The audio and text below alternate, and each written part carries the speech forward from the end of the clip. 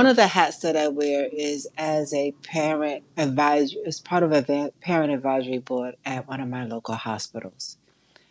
And as a volunteer, we go around and we visit parents and patients in the wards. And I work with the pediatric department.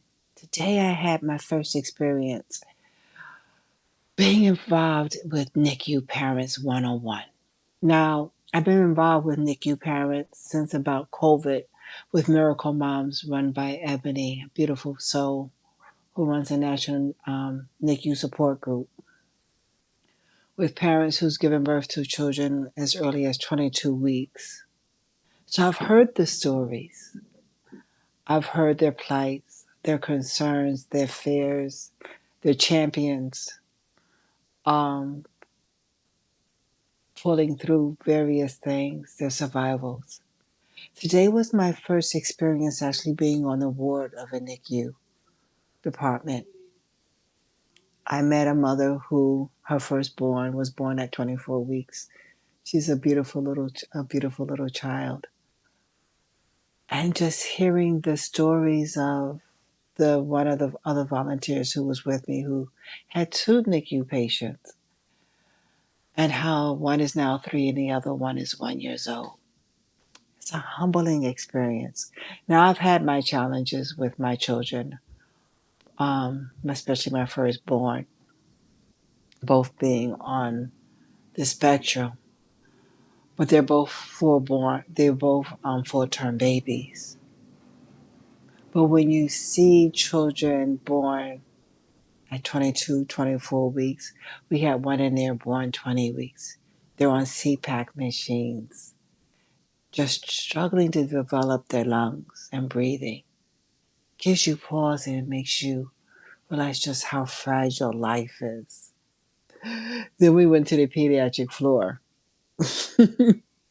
and there was two young men up there who rode mopeds.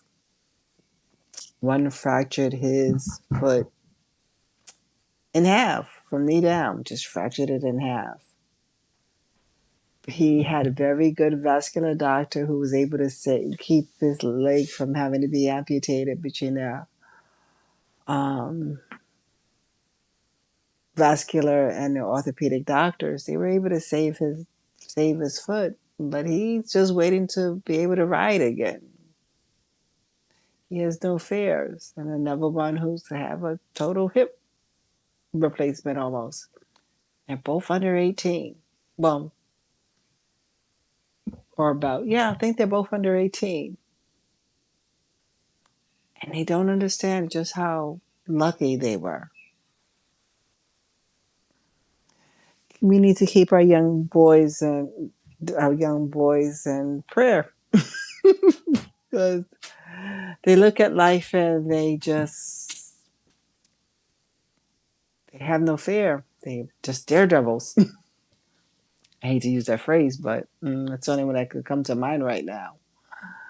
I met another person who the parents can only give thanks to the Most High that they were able to get their child to the hospital in the time that they did, and that she'll be able to go home before the week is out because her appendix bust. And I've lost a friend due to a ruptured appendix, and they got her there just in the nick of time. And she didn't have any pain. She just had a stomach ache. Her whole stomach was filled with pus. So they caught it before it caused any damage to her organs. We don't know how fragile life is.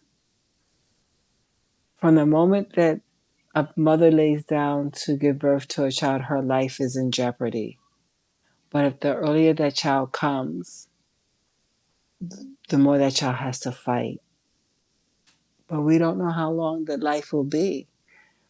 We don't have a say really when a child is going to come. Doctors can't predict it, and unless it's a scheduled C-section, even that sometime can go not as planned. um, we don't know the actual day a child life will begin, and we definitely don't know when a life will end. But we need to be grateful for every day that we have breath. and not take it for granted. Not just live life, not just live life haphazardly, but be thankful for it. So take heed of the things that you do.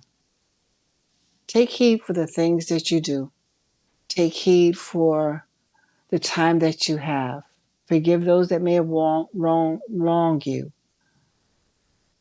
Live, love, and be very grateful for every breath that you take. This is a short message today. This is Cee Marie. Until tomorrow, have a good evening and stay cool and stay hydrated. Bye bye.